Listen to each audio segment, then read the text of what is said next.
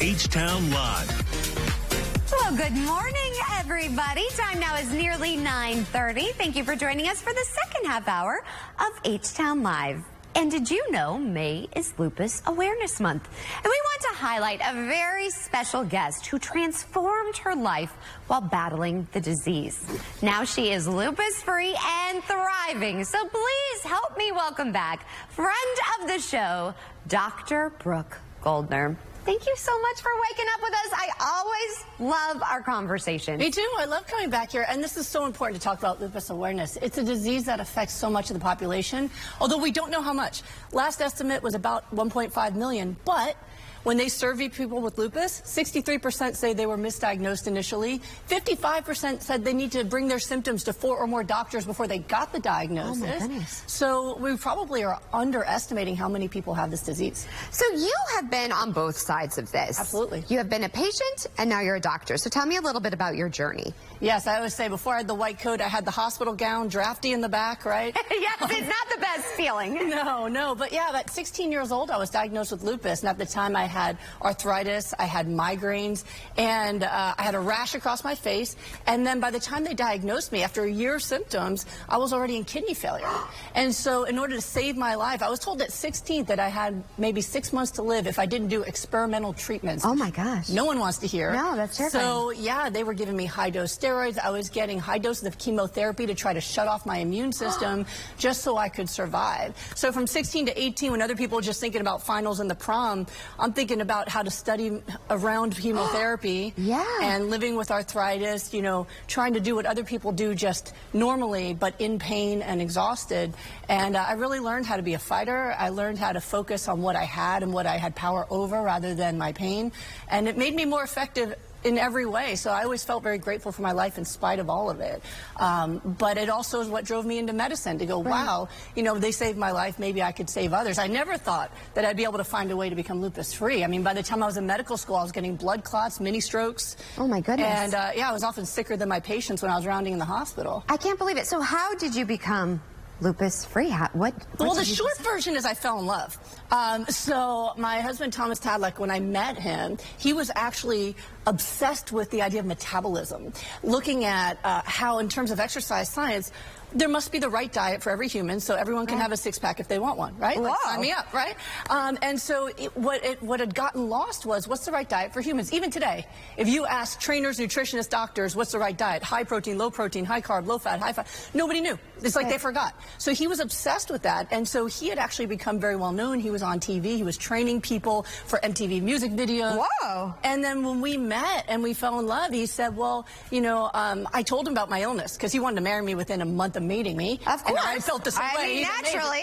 Well, but I had to say I have this disease where I won't be able to have children. They said I could die because of the blood clots and the kidney failure.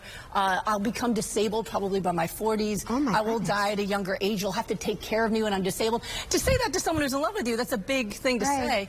And he said, I'd rather have a short life with you than a lifetime with anyone else, and let's just go for it, and I'll give you the best darn life you can have. Oh my goodness, this is going to make me cry. So I said, let's get married. So what happened was I asked him to design a diet for me because, like every other person, I wanted to look amazing at my wedding. Right. And he put me on his version of a high metabolism diet. We made some changes because it had meat in it, and I didn't eat meat. I ate a lot of dairy and other things that he said, not if you want to lose weight.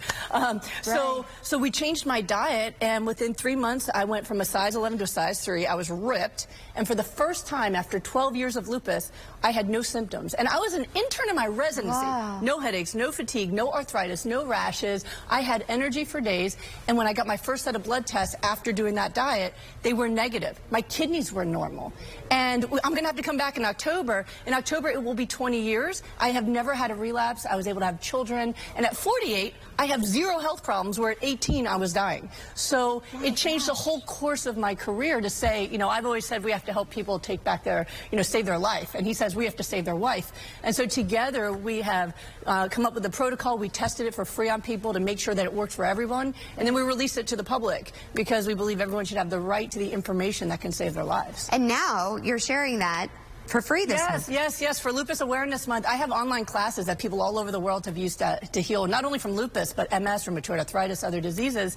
And for Lupus Awareness Month, they're free on my website. So if you go to goodbyelupus.com, you can watch 5 hours of classes, and I tell the exact protocol in detail of the nutrition we use to help our patients and our clients. Well, it's interesting because I've interviewed cancer patients, and they have, after changing their diet, they've prolonged their life. So it really is what we're putting in our body. Well, remember what I said last time, right? That our genetics are not a curse. They're the menu of things that can happen, but our lifestyles place the order. So how we eat, whether we get sleep, how we deal with stress, our coping skills for mental health. It's also Mental Health Awareness Month, right? And so all of those things place that order.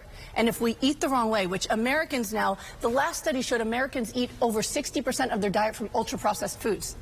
And it's not only making us have more autoimmune disease, more lupus, but also more cancer.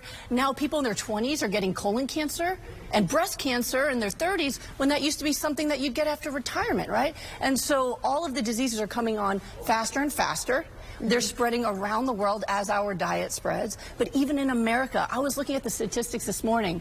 In 1984, 15.5% of our population was obese. Now, 43% of our population is obese, 30% is overweight. That means less than 25% of the population is at a healthy weight. And we're wondering why we have more diabetes, more cancer, more autoimmune disease. Children, it's more than tripled. Now, it used to be about 5% of children were obese, and now it's over 20%. So why is it? Is it because it's faster, easier, more affordable? Are we lazy? I'm guilty of it too. You saw me eat an Oreo on air. I saw the Oreos, and we're going to talk about that later. But I was like, you did not get away with that. I was sitting there watching, going, she is not saying that for breakfast. That is not breakfast. So ultra-processed foods have become highly available, and they're designed by food scientists to be addictive. So it's actually, they've shown that it lights up the same part of your brain as drugs. When you eat that Oreo, that's why you guys had your feet up like, yeah, you were high. You were high, and it becomes addictive. And so that's part of the problem. It's more available than ever before. I mean, we didn't used to have delivery of anything but pizza back in the day. Right. Now you can get everything. Yeah, and when you order delivery, they say, hey, do you want us to stop at the pharmacy and pick up some candy and soda for you on the way? Oh, my goodness. And then we're more sedentary than ever, too. And so our diets have gotten worse, and it's triggering this epidemic of disease. But we can turn that into a tidal wave of healing because we have hope. We can change it. And look at right now, here are some signs and symptoms of lupus. So if you're experiencing any of these, you recommend to see your doctor. Absolutely. And then to contact you, where can we go? I could talk to you an entire show. But in the meantime, unfortunately, I mean, time flies with you. I love our conversations. Thank you for raising awareness. Where can everybody go for more information? Goodbyelupus.com. I have tons of free information, as well as my classes, resources, videos on how to make smoothies, everything. I try to give everything I can. And if you go to social media, Instagram, Facebook, YouTube, release information every single day. I coach people. Wednesdays, I'm live every day, 2:30 Pacific, here for an hour just to give free coaching to the public. I'm just always trying to give back and help people get healthy. So if you look up Goodbye Lupus anywhere, you'll find me. Well, I'm so thankful True Love led you here. So thank you, doctor, so much for your time and making sure that we all are staying healthy. And I'll give up the Oreos. No Oreos. Thank you, doctor.